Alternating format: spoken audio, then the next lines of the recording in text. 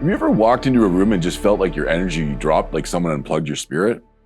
Yeah, some people are like human phone drainers, and the more you try to grow, the more you'll start noticing who's lifting you up and who's slowly pulling the plug. So let's talk about how to spot these energy suckers with 5 ways to level up and getting out of the group chat of negativity. Before we get on to number 1, just hit the like and subscribe button. Step number 1, trust your gut, even when it's just whispering. You ever hang out with someone and leave feeling like you need a nap or a therapy session? That's not vibes, that's data. And your gut doesn't speak in full paragraphs. Sometimes it whispers, this ain't it. So listen to it, because you're smarter than its excuses. As you continue to grow, your discernment level of what's going on around you will continue to expand. And you have to listen to those small little whispers that come from inside where it's saying, this doesn't fit.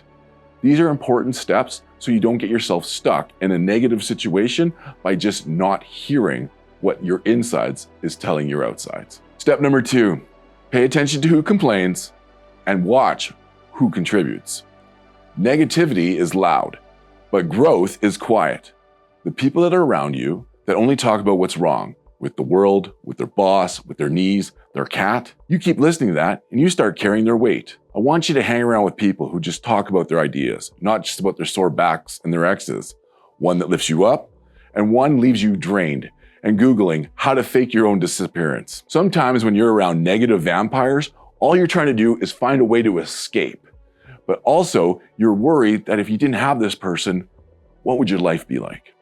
You need to be able to identify that. If someone's draining your energy or making you carry all the stuff that they're wanting to carry, that's not your job. You need to cut out that negativity and move on to the next thing. Step number 3, distance doesn't make you a bad person. You don't need to cut people off like a big dramatic reality show. You just step back a bit. Be less available to the nonsense. You're not being rude, you're protecting your energy.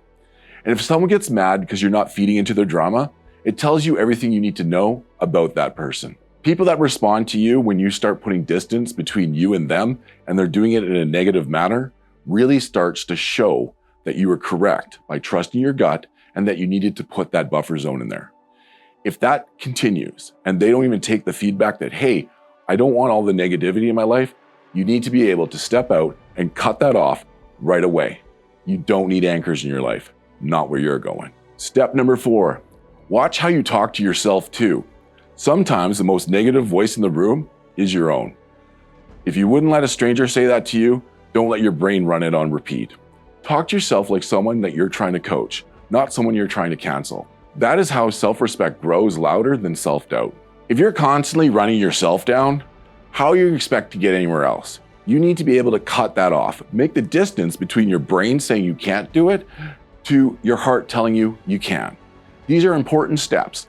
Do not be your worst critic. Look at yourself in the mirror. Tell yourself you can do it. Tell yourself you love yourself and keep going forward. And if you ever come up and start hearing yourself saying bad things, stop it. Just keep focusing on what's working and what you need to do to get to the next level. Here we are at the end. Step number 5, the most important one. Find your people and be one too. Surround yourself with people who cheer you on when you win and challenge yourself when you're slacking. People who don't just say, you got this, but remind you why you started in the first place. And then be that person too. Because the energy you allow is the energy you will attract and the energy that you will become. Negative influences don't always have to look evil. Sometimes they're just comfortable, familiar, and not that bad. But over time, they shape how you think, talk, and show up. Don't be afraid to walk away when what drains you is no longer serving you. You're not better than anyone else. You're just building something different.